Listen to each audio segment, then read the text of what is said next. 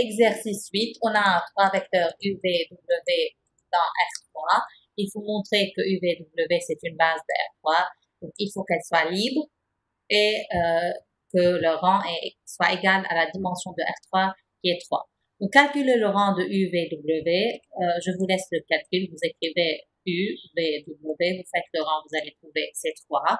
C'est égal à la dimension de R3. En effet, d'une seule étape, vous pouvez déduire que le rang est 3. Vous faites la ligne L3 moins 2, la ligne L2, vous allez trouver 0, moins 1, moins 2. Donc, L2 et L3 ne sont pas collinaires, donc directement, vous pouvez déduire que le rang c'est 3. Puisque c'est égal à la dimension de R3, donc elle est libre, génératrice de R3, ainsi c'est une base de R3. Deuxièmement, déterminer l'application linéaire F de R3 à R3, vérifiant F de U c'est E1, F de V c'est E2 et F de W c'est E3 avec E1, E2, E3, base canonique de R3. Donc E1 c'est 1, 0, 0, E2 c'est 0, 1, 0 et E3 c'est 0, 0, 1. Donc il faut déterminer l'application linéaire, donc il faut calculer F de X, Y, Z pour tout X, Y, Z appartenant à R3. On va utiliser le fait que U, V, W c'est une base de R3. Cela veut dire quoi? Puisque U, V, W c'est une base, alors n'importe quel vecteur appartenant à R3, il s'écrit sous la forme de combinaison linéaire de U, de V et de W. Donc, pour n'importe quel X, Y, Z dans R3, on peut trouver trois scalaires appartenant à R, A, B, C, avec X, Y, Z, c'est A, U plus B, V plus W, C. Dans cette partie, on va pouvoir déterminer F de X, Y, Z en utilisant quoi? En utilisant l'image d'une base. Parce que F de U, F de V, F de W, c'est l'image de U, V, W qui forment une base de l'espace de départ. Pourquoi on fait comme ça? Donc, ici, on explique comment on peut trouver F de X, Y, Z et après, on va faire le calcul. Donc, une fois qu'on a trouvé ces A, B, C, ainsi, F de X, Y, Z, c'est quoi? C'est F de A, U plus B, V plus W, C. Attention ici, A, B et C, ce sont les scalaires. U, V et W, ce sont les vecteurs. Rappelez, U, V, W, ce sont les vecteurs. Et on a A, B, C, ce sont des scalaires appartenant à R. Puisque F est linéaire, donc F de A, U plus B, V plus W, C n'est autre que A, F de U plus B, V plus B, F de V plus C, F de W. Or, F de U, c'est E1, F de V, c'est E2, et F de W, c'est E3. Donc, F de X, Y, Z n'est autre que A, B, C. Pourquoi A, B, C? Je vous rappelle, E1, c'est 1, 0, 0, E2, c'est 0, 1, 0, et E3, c'est 0, 0, 1. Donc, pour trouver F de X, Y, Z, il faut trouver ces A, B, C. Et bien sûr, je vous rappelle que l'image d'un vecteur est bien sûr en fonction des composants de ce vecteur-là. Donc, les scalaires A, B, C vont être en fonction de X, Y, Z. Et pour trouver donc A, B et C, on va écrire X, Y, Z qui est égal à U plus B, V plus W en remplaçant A, U, V, W par leur valeur. Donc, X, Y, Z, c'est A, U plus B, V plus W, C. Je répète, les inconnus qu'on peut déterminer, c'est A, B, C et ils vont être en fonction de X, Y, Z. Donc, U, c'est 1, 0, 1. V, c'est 0, moins 1, 1. Et W, c'est 2, moins 1, 1. Égalité des composantes. Donc, la première composante qui est X est égale à A plus 0B plus 2C. Donc, c'est X, c'est A plus 2C. La deuxième composante Y, c'est 0A moins B moins C. Donc, c'est moins B moins C. Et finalement, la troisième composante Z, c'est quoi?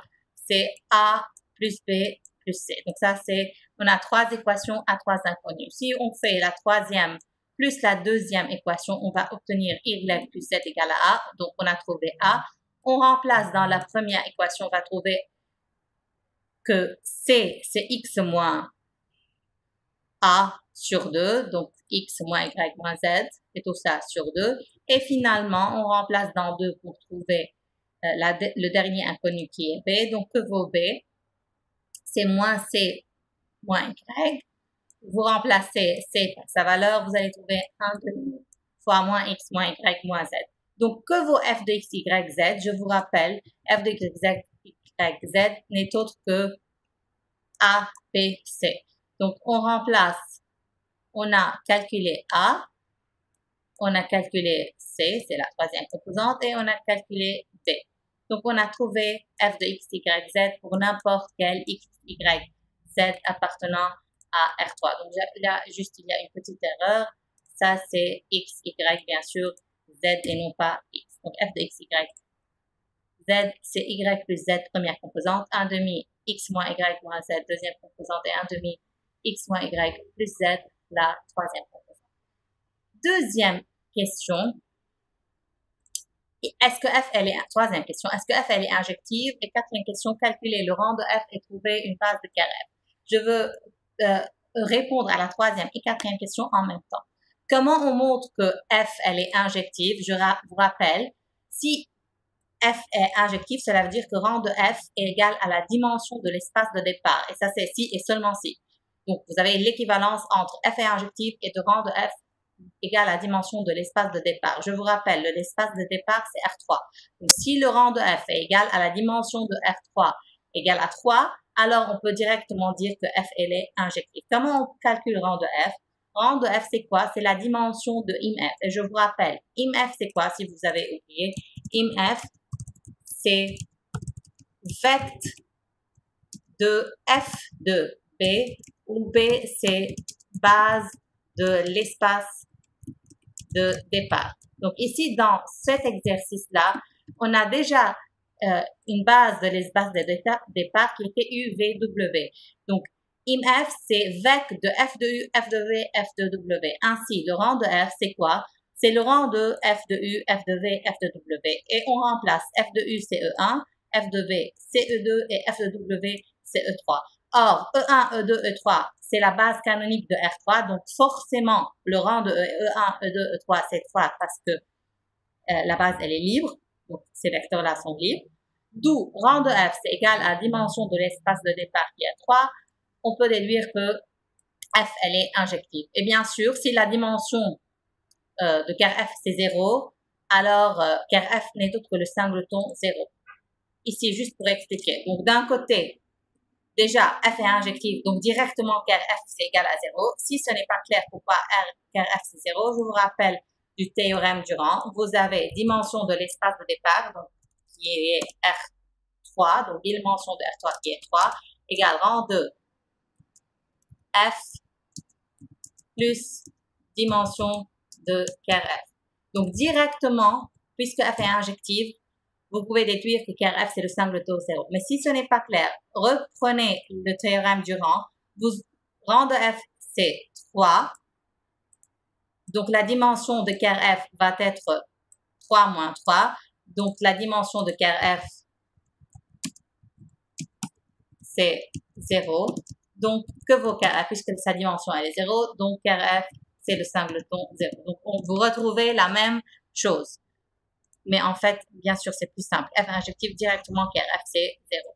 Sinon, vous avez trouvé pourquoi. Puisque car f, c'est 0, sa dimension, elle est nulle, il n'y a pas de base de car f. Si vous allez donner une base, cela veut dire qu'elle est linéairement indépendante, que cette base, elle est linéairement indépendante. Or, car f, c'est 0. 0 n'est pas linéairement indépendant. Vous ne pouvez pas dire base de car f, c'est le vecteur nul. Ça, c'est faux. Donc, pas de base pour car f, car la base de car f est vide. Pas de base.